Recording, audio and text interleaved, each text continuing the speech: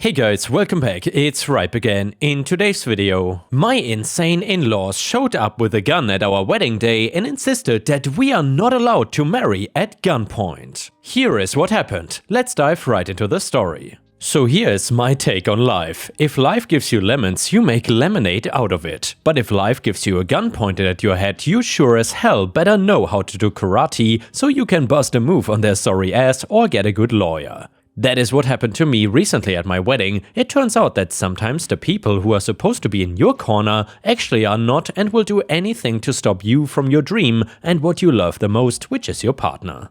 I've never before in my life seen such rudeness, animosity and general hatred for a person until I've met my in-laws. They are the most vile, wicked people that I know. They come from the backwoods here in the mountains, and strangely enough you would think that they have a little bit of civil decency about them, but they actually don't. So one time they came over and started banging on our door, waking us up early in the morning. My girlfriend at the time, Gloria, was shocked. This was kind of the first real incident where they got upset and proud and wanted to take their anger out on us. "Open the door!" they screamed as they banged louder and louder, nearly breaking through. Our dog was frightened and cowered in the corner. The husband, James, started yelling and knocking really loud. "If you don't open this, we're gonna bang it down with our battering ram." I would not hesitate for a second to think that they would actually have a battering ram, but they did. They made it up with this makeshift wood and stone pipe. They nearly knocked down our front door banging on it so hard. Now, we do live pretty secluded in this area up here in the mountains in the northeastern US, and we really like the rural parts of the area. The seclusion is what makes us happy and peaceful. We love going outside and looking at the ducks in our pond. We love going hunting, fishing, hiking in the woods.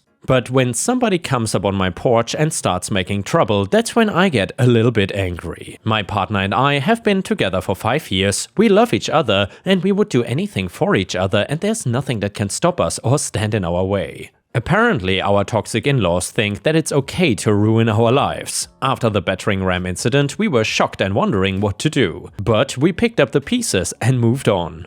We decided that we were gonna get married no matter what, and worse came to worse on our wedding day this past summer. So we were all sitting there enjoying each other, and Gloria, my wife now, walks down the aisle. She is beautiful as can be, with a nice long flowing dress. We get to the part where we say our vows, and the next thing I know, there is a Glock pistol pointing at my head. I could feel its cold barrel pointing at me, and sweat starts trickling down my face.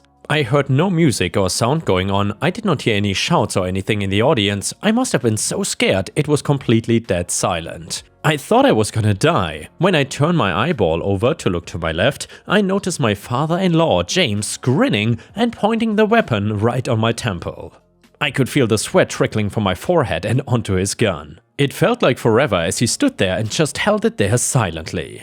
Then I start hearing the screams, the yells and the cries. All the guests stand up and start running for the door. I thought for a minute that maybe I was in some sort of movie, like maybe time has stopped, but no, this was real. I was experiencing a live soon-to-be shooting, and I was gonna be the victim. The next thing I know, the father-in-law James is screaming in my face, "What the F do you think you're doing marrying my daughter? You don't deserve her.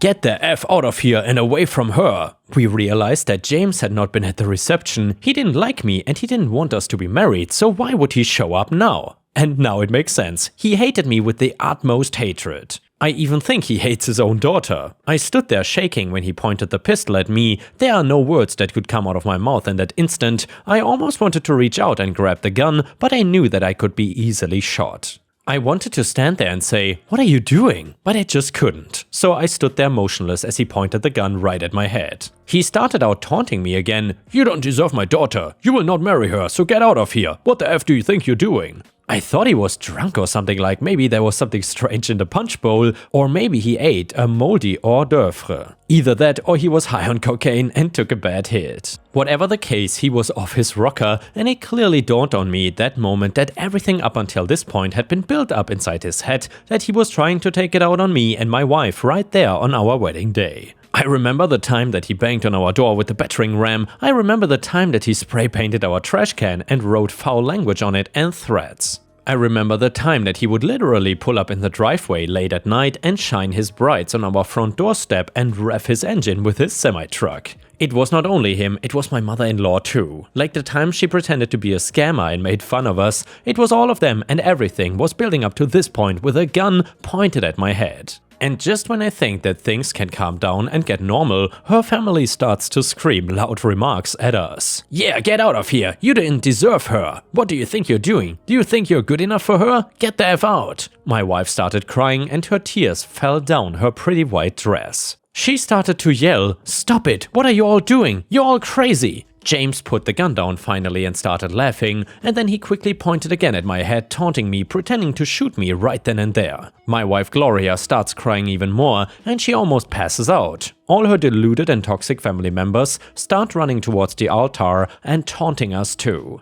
They are waving their fist at us, cursing at us, and just plain being so vile and wicked that it will make you want to dunk your head in a fishbowl and be eaten alive with your eyeballs picked apart. I knew that there was only one opportunity to run or be shot dead as James continued to point the gun at my head. Finally though, the police arrived. Somebody in our family must have called the cops. The sirens were blaring loud outside. Gloria's family members get more crazy and start shouting and getting in my face. The police arrive and say, "Get your hands up," one of them shouts. The police yell as they burst through the chapel doors and yell, "Get down on the floor now!" James refused and continued the gun pointing. The cops moved in closer and James just stood there. He had a look on his face like he was not scared of anyone or anything, and I swear I thought he would shoot me right there since he knew his time was up.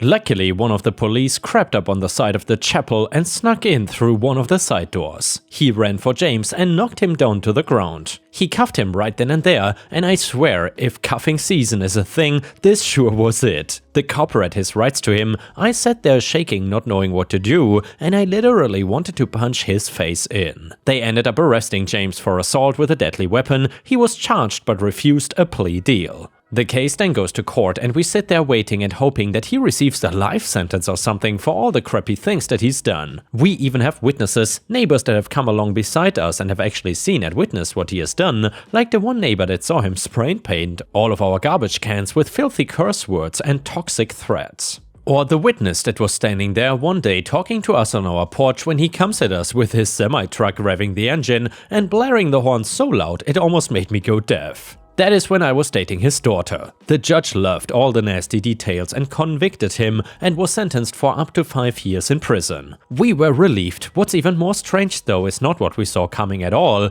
In fact, it was Gloria's mother, Maria, that was behind it all. We are starting to think that she was the instigator of all the threats and the vile things that James had done. She was the one that bought the gun for James to do all his dirty work. She illegally purchased a Glock for James to use on us, hoping that he would scare us away. All of this was revealed in court after a lengthy investigation. We were utterly shocked. After the wedding incident, we went over to her family's home to try and pick up the pieces. It turns out the cops were in the driveway with their sirens blaring and the lights on. They came outside with her mother Maria with handcuffs around her. She is yelling and screaming at the top of her lungs. She sees us out of the corner of her eye and starts yelling curse words at us. "I will make it hell for you when I get out of prison. Just you wait and see. You don't deserve her." We go to her trial as well and have more witnesses come up. She ends up behind bars for 2 years, convicted of conspiracy and charged with illegal possession and purchase of a firearm. We all remember this mayhem to this day and look back on it with gratitude. Gratitude that we are still alive and that we are still here. We hope that we never have to endure any family heat ever again. We love each other and we will do everything possible to keep our love and relationship alive. Later that year, we ended up getting married at a different chapel down the road. It was a great ceremony. Our family and friends who loved us showed up to celebrate. They showered our wedding with love and affection. We even received some amazing gifts. One of them was a golden egg. It was a tradition in my family to pass along good luck and fortune, and with that golden egg we took it and we put it on our mantle in our new home.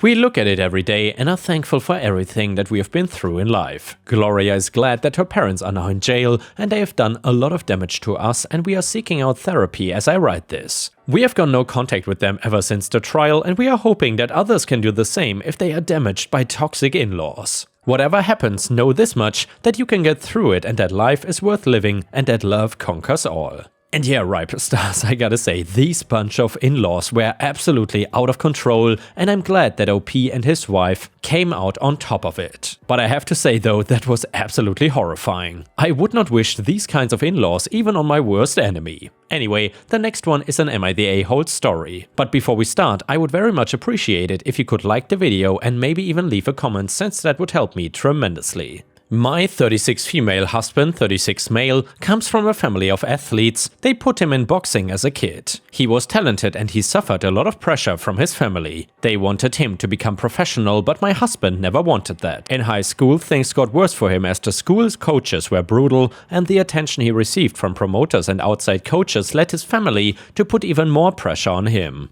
The relationship with his family went south when he informed them that he was going to university and giving up boxing for good, not through the boxing part. I met him a month before we started high school, and we've been together ever since. When he was 30, his family contacted him to try to fix their relationship. Their relationship is decent, the same with me. Now, we took our children on Sunday to visit them. Sister-in-law and her husband were talking about one of my nephews learning to play the piano and that he is good for his age. Then mother-in-law said, and quote, "Be careful, you don't want to encourage him only for him to quit and ruin his life," as my husband's name. It seemed like mother-in-law forgot that I was there, and then they went silent. My husband was out buying some things with his father and his other two brother-in-laws. I was calm and asked her how he ruined his life, and his sisters got involved and said that's not what mother-in-law meant and I wouldn't understand. I replied, "No, I don't understand. I don't understand why you wanted to live through him, why you never listened to him, and why you never accepted what he wanted. Why didn't you let him be? Why you think he ruined his life? I don't get it." If you think it's because I don't know how talented he was, you are wrong, because I was there even when you abandoned him. It was not for nothing that he got 2 scholarships and people were after him. I'd understand if he didn't do anything with his life, but that's not the case. He has a degree, an amazing career, built 2 different businesses, is a great father and husband, and he's more successful than all of you combined. Please tell me how he ruined his life or what part I don't understand. I got silence in return. I took our children and left. I texted my husband that I was going home. He arrived shortly after and told him what happened, and he's not mad. To be honest, this is the first time I heard this type of comment, and I pretty much blew the relationship he has with his family, and apparently also caused issues with his sister's husbands because they had a different version of why my husband was estranged. And yeah, Ripestars, let me know what you think about this in the comments. Do you think OP is really the a-hole here or not? And I would say OP is definitely not the a-hole, because she was just defending her husband and making him look good. Also, she was clearly pointing out the BS that her husband had to go through, and that clearly does not make her the a-hole. Anyway, comment number 1 said, what kind of people put their child in boxing as a sport? These people are out of their minds. The risk of injury is ridiculous. I swear to God, sports parents are arguably worse than those insane pageant moms. I did not even finish reading this, didn't have to, NTA. And yeah, Ripestars, I gotta say, I'm not sure what to think of this comment, if I have to agree or not, because when I grew up, a lot of kids actually did boxing on the side, for fun obviously as a hobby, and yeah, while it is a dangerous sport, I don't think people are out of their minds just because they let their kids box. But then again, I'm not 100% sure, maybe in different cultures it's different. Comment number 2, not the a-hole, you stood up for your husband, and as far as your husband's sister's husband, that's not your fault if they were lied to. Comment number 3, not the a-hole, good job having your husband's back. I'm sure the little guy that lives inside of him was so happy someone finally had his back. Update number 1 to the story. I never expected this much attention, and sorry for not answering every comment. I will clear some points and give you a small update. First of all, thank you for the kind words and the awards. I reacted on instinct and kinda regret it, but my husband reassured me that it was fine. He would have done the same thing for me, which I know, he is all smiles every time I see him. I'm sorry for those who went through the same thing. I'm glad that you left that horrible situation and that you are doing what you want. Good job. I should have been clearer. Mother-in-law says he ruined his life because he wasted the chance to be recognized and famous, something they always longed for and couldn't achieve on their own. My husband stopped competing once he finished university, and not after high school. He had to do it so he could maintain his scholarship.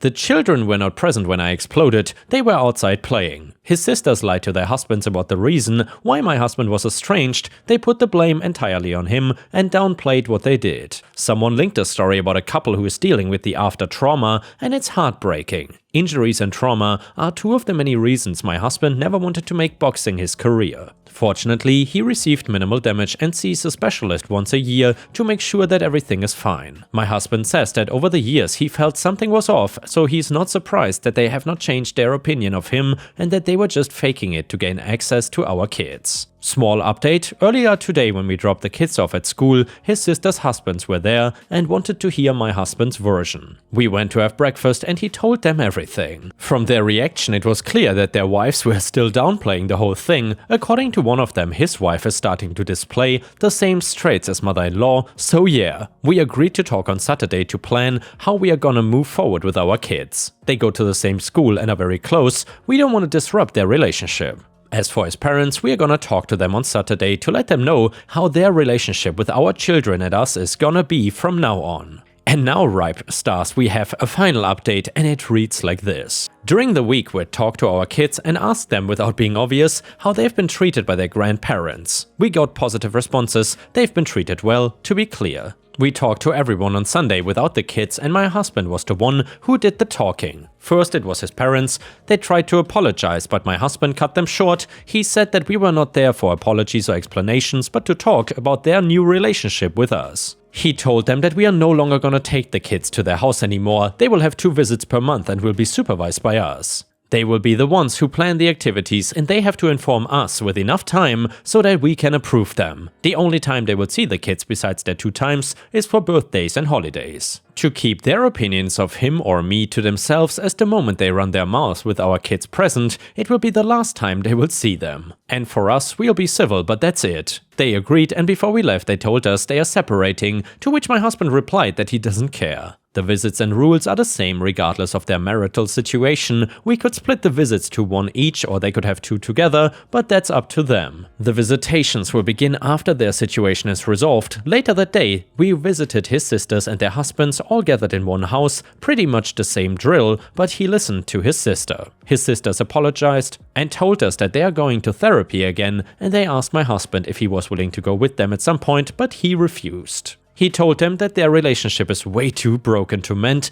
that he harbors no ill feelings towards them, and the only thing he will give them is common decency. That is good that they are going to therapy again, and hopes that they take it seriously now because their kids and husbands deserve better. With that being said, he proposed that things continue more or less the same. We take our kids to their house or they bring theirs to ours, but with the exceptions of visits from his parents, we explained them the deal with my in-laws and that my sisters and parents are still willing to maintain the same relationship with the kids, but not so much with them. Any comment from them like the one his mother did and everything will stop. If they have another plan, we could work it out. They all agreed with our plan and for now everyone is looking to keep things civil for the kids, which I think is a good thing. Anyway, my husband and I draw lines and we'll make sure that they don't cross them. And yeah, Ripe Stars, I would say OP and her husband both proved that they have titanium spines and they won't let any outsiders mess with their relationships. Props to them. And with this, we have reached the end of the video. However, if you cannot get enough of my content, please check out my endless playlist, where you can find thousands of hours of content. In addition, please don't forget to subscribe to my channel to not miss any of my daily uploads. Thank you so much in advance, and I hope to see you again tomorrow.